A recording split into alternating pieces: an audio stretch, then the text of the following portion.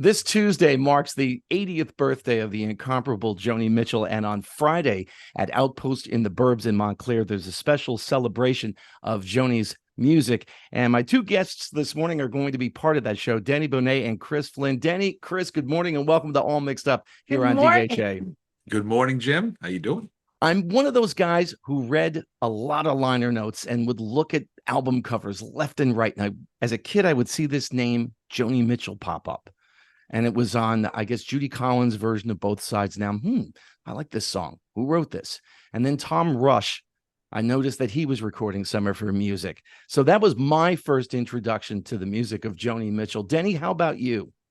I think my first introduction was a roommate that I had in college who would get moody. And then she put Joni on, downstairs, and I'd be hearing this music going on, and upstairs I was, rocking out to something else. But then I kind of realized that there are so many people who cover her music, and I have to say I do love some of the covers a lot, and there are some obscure covers. When we were, asked to do this, we were like looking for, other people doing Joni tunes, and Neil Diamond, who knew? There's a lot of covers out there. I know that artists like Dion have covered Joni Mitchell. She's been sampled by Janet Jackson and Kanye West as well, which I didn't know that before. Wow. Yeah, amazing. Chris, what about you? What got you into Joni Mitchell's music? My introduction to Joni was very late. I was in my first original band, and the drummer said to me, well, he admonished me for not having watched The Last Waltz. And so I went that weekend and rented it and everything. And then, I'm like, who is this? Who is this singing? Like some of these songs, and she's behind the curtain on Neil Young songs and stuff. And that was my original introduction, was her in The Last Waltz. She's behind the curtain? Well, she was kind of like back. If you've seen it, you'll know. Most people who've seen it don't know. And then one of my bandmates had a girlfriend who was very much into Joni Mitchell. So that was my second step. She got me on the Hijira record, like listening to that, because Coyote was on there, which was in The Last Waltz. So that was my introduction to it. And then, yes, a lot of covers and stuff. Obviously, knowing that the Crosby, Stills, and Nash, Woodstock, was probably the first, right? Probably the first, not even knowing it was her. So, that was my introduction to Joni. Yeah. And, the interesting thing, and I'm sure my listeners know this, is that she wasn't even at Woodstock and managed to capture the feel of what went on that weekend. Yeah. She saw it on television and started to write about it. Yeah. And I think that's part of the magic of the way Joni writes songs. Any songwriter, for that matter, you take something that you see in front of you and you're able to turn it into an experience for the listener who may not be able to have been at a certain spot, or is able to say, yeah, I felt that same way too. Thanks for putting my feelings into words. Yeah. It's amazing that the time we have been spending, like the past month and a half or so, working out our songs that we've been asked to do. Well, we were given a choice. We told them we got three or four songs that we asked to do, and then had to come up with one more. And it's not hard, you just keep digging, But you start looking at the lyrics and the poetry, and it's pretty amazing. Her poetry is just beautiful, and you're just like, wow, I wish I'd thought of that. It's really lovely. I was going to ask you how you came about the songs that you will be performing on Friday night, because there are some other artists involved. So you're given a list and you get to pick and choose? We weren't even given a list. They just said, send your 4 favorites and an alternate. And we are lucky. We got some good ones. We literally made a shared playlist, right, to start throwing stuff out, ideas out. And then, we would listen and to start whittling like what we thought we could do, right, and what we could do with them. So we started kind of whittling away, and we kind of got down to, hey, I think these 4 could work for what we can do and how we want to do it.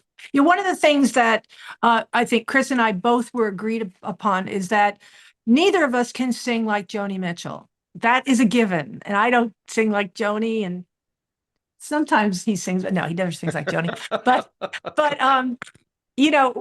when I go to tribute shows, a cover show is a different thing. When I go to a tribute show, I don't necessarily want to hear somebody singing exactly like the record, and we're not going to do that because we can't if we wanted to.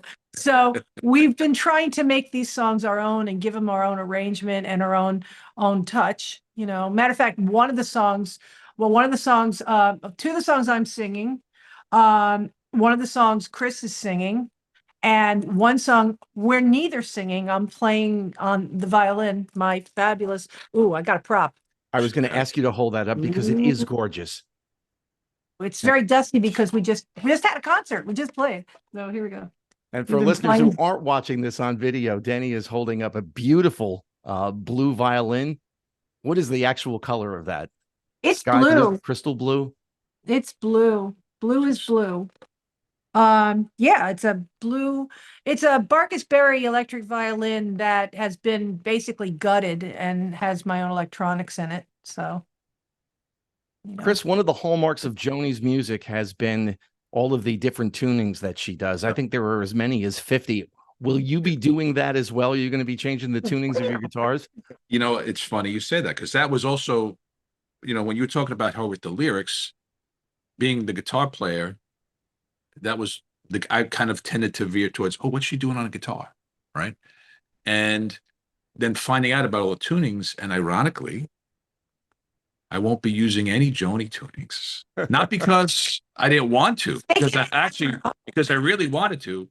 I think on some of the tunings, I think work well in the context of other instruments. And then for the two of us, I'm like, boy, I started to use them. I'm like, I don't know if it actually works with just me playing, her singing. So it was kind of a little back and forth. I'm like, you know what? I think I can make this go better in a regular tuning. And I was almost disappointed that I can't. I'm like, oh, here's my chance. So the ones that we're doing, my violin. there you go. So out of the tunes that we're doing, I think the only thing I'm doing is probably drop D. And But he does that all I the do time. that all the That's time. nothing. That's nothing. I did look into, and I even bought the official Joni book to have all the tunings and everything. And I'm prepping for this, and all of a sudden, I'm not using any. So it's like, We're okay. making it our So own. yes, That's what we're doing. Yeah. So and Deni Bonet and Chris Flynn are my guests this morning here at 105.5 WDHA. Tuesday is Joni Mitchell's 80th birthday, and then this Friday at Outpost in the Burbs in Montclair is special 80th anniversary show, Carousel of Time, which of course refers to the lyrics of one of Joni's better known songs, Outpost in the Burbs in Montclair. In addition to that, I know you're always doing shows in the area, and you've got a couple of new things coming out, a new album that is out if you go to your shows, but will be officially released in January. Do I have that right? January or February, yeah. Okay. We're working on the date here. Hold For it up to those the who camera. Another prop. Another prop. It's all about the props. All about the props. It's called Off the Record, and it's available at the shows. And yeah, it'll be available at Outpost. There's a few songs streaming online that have been released as singles. Yeah, Why Not You, Off the Record, and I Am in Love, which is a Crowded House cover. So there's not many covers on the album, but there's that one. And then there's also a Christmas. Yes. Yes. Actually, that gets released on Joni's birthday. How about that? That's right. Yeah. So November 7th. On the 7th. Maybe we didn't even consider that. We didn't, but it just worked out well. Christmas present to Yes. Joni. There you go. There you go. It's actually got nothing to do with Joni, but it's a song we wrote together. And it actually represents the first thing that we've written together and recorded together and released together. So her record that's coming out was songs that she had written and things like that. And Chris produced it. Yep. And but this really actually is the first thing that we've written together, and it's an infectious, in a good way, not infectious, but uplifting, joyful, happy ditty that kind of, we set out to write something that would kind of feel like that thing you do, doing that thing you do, because everybody loves that song. And so we figured, let's write that. Yeah. So we did. And the origin, it's called Can't Wait to See You on Christmas. And the origin came. I'll repeat. Can't wait to see you on Christmas. And the origin for the title was from a gig that I was doing with the Crash Combo, and we're just fooling around having a jam before a show. And John, the vocalist, he's just making words up off his hat. And I finally go, I got to record some of this. So we stole it. So we stole the title from him, and he knows. We changed it all. I mean, it's completely different, but it was. Yeah. But that was the impetus, and we're like, oh, we can write around this, and we did, Yeah. and we were pretty happy about It's it. Yeah. very good. We had Christian Cassan.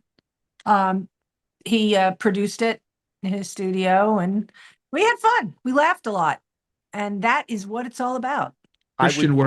Christian works with Jonathan Colton. If anyone out there is familiar with Jonathan Colton, good stuff. I would be remiss, speaking of birthdays, if I did not mention that the Chris Flynn birthday extravaganza is coming up later on this month, and there's a new, I mean, it's a shameless plug on both our parts, Chris, but tell our listeners about it.